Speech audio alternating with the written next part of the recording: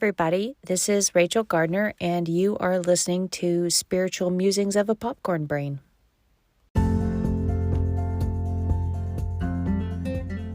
Hey friends, so right now we are going through a season that I'm calling God Stories. And these are friends, some I've known a long time, some I haven't known quite as long. Some are very personal friends, some are church friends. They're all great people, and they all know Jesus personally, and they all have a story to tell you about a way that he spoke directly into their lives. And my purpose in doing this is so that any of you who think that you have never had that experience, or you know that you've never had that experience, to hear directly from God, from Jesus, I want you to start to recognize all the ways in which he might talk to you, so that if he has talked to you and you didn't recognize his voice, you'll start to hear it. And if he's never talked to you and you want that, then you can ask him, and when he does, you will recognize his voice. I hope that you are encouraged.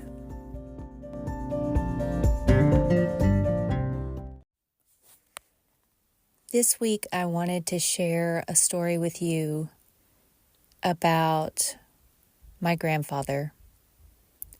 So, about a year and a half ago, it was leading up to Christmas, and my grandfather, who was 92, got sick with pneumonia. And so last minute, I was able to arrange to go up and spend some time with him and my mom. And then he seemed to get better, and I came home, and he went home to be with my mom. And then Christmas Eve morning, I felt like I should call my mom and check on her. I just had this really strong sense that I should call her. And when I did, she told me that my grandfather was not doing well. And I could tell she was very distraught, and she wasn't sure what to think. And so last minute, my husband and my youngest and I packed up, and we went to go visit my mom with the idea that, well, we'll just spend Christmas with her. We didn't have anything special planned this particular year. It was just the three of us. And so we headed up that direction. She's about 6 hours away. And when we got there, it was right at about 10 o'clock at night. And my mom told me when we got there that they had to put my grandfather on hospice. So it was in the middle of our drive time up there. It had happened after I had called her this morning. A nurse had come to check on him and put him on hospice. So that was very difficult. There was supposed to be a bed coming for him, a special bed that would make it easier to take care of him, and they would set it up. So we had a few things to try to figure out that night. We got there very late, and the only place for us to sleep was on a blow-up air mattress in front of the front door. But we also knew that there was supposed to be this bed coming, and that was really the way that they would be coming in to set up the bed, is through the front door.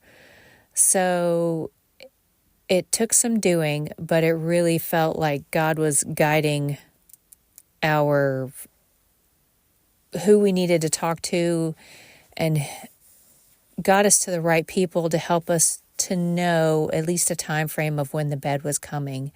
And she said, well, because it's the holidays, they probably won't be there in the middle of the night, so don't worry about it. They'll be there sometime tomorrow. So you can go ahead and set up your bed and go to sleep. So we did that. We got everything ready, got our son tucked in, and I usually can sleep fine, but I was not able to sleep very well this night. And if I don't get enough sleep, I have the hardest time with the simplest phrases. I do not function well on low sleep. And so I started praying. I was like, God, I don't know what's going on. Usually I can go to sleep. And I just started talking to him and pouring my heart out to him. And before I know it, it's the middle of the night, and I've been talking to him this whole time. And then my grandfather needed a restroom break, and I had to wake up my husband because he was able to go to sleep. We were able to help him that night with what he needed to do. And he was actually able to walk to the restroom. I think that was the last time that he was able to walk himself to the restroom. And got him tucked back in bed and then laid back down, and I can't sleep, even though usually at this point I would be sleeping. It wouldn't matter where I would be sleeping because I was so exhausted. But once again, I just started to talk and to pray with God. And I remember at one point saying, I was like, God, I'm going to be worthless tomorrow, and it's Christmas. I was like, can you please help me to make it through tomorrow, because I'm going to be exhausted. And I maybe got 2 hours of sleep that night. It was a whole lot of talking and praying with God all through the night. And the next day, I felt perfectly rested, which I knew was God. He had to have done that because as I said, I do not function well on low sleep.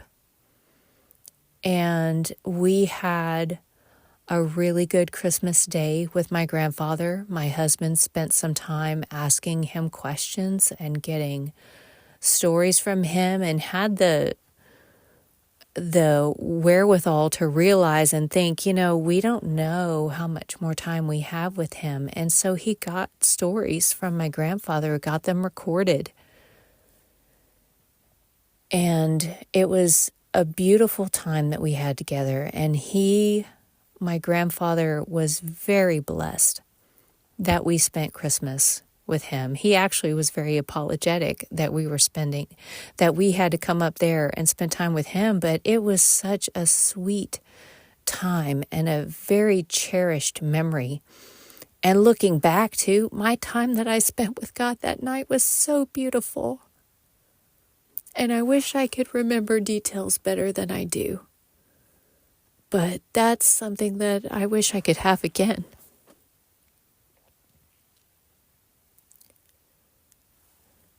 So we went back the day after Christmas, and he did pass away the following weekend.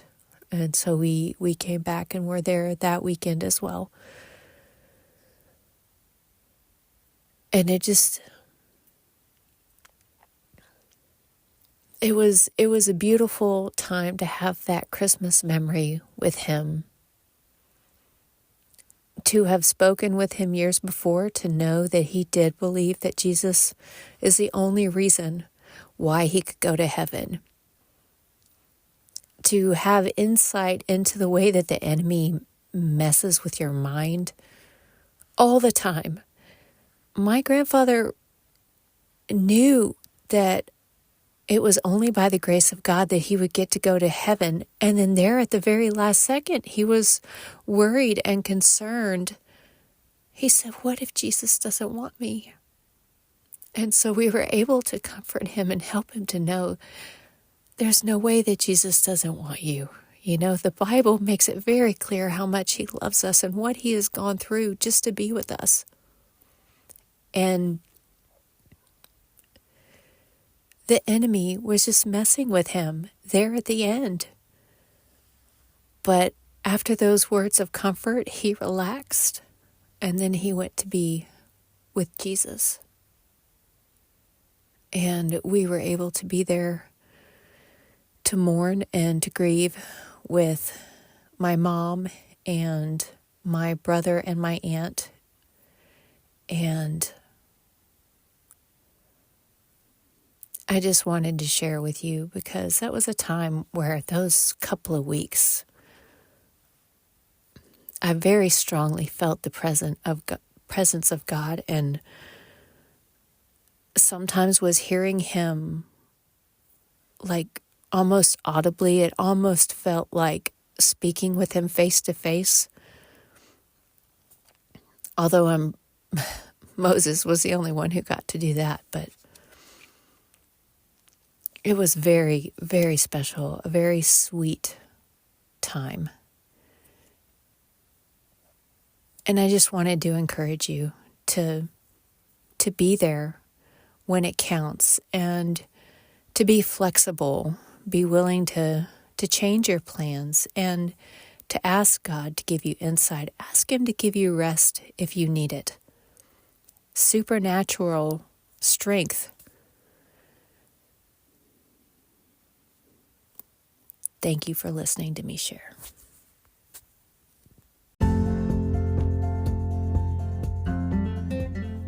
Next week, I will be getting a story from a friend who has been on the show before, Dane Douglas, and she's told me some of her story of a time when God worked very powerfully in her life, and she's going to be sharing that. And I'm not sure how many parts there will be to her story.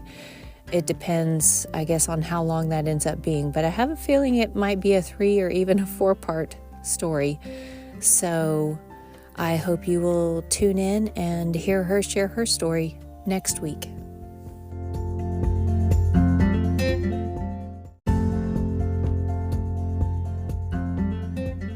If you find this podcast encouraging, then please follow or subscribe.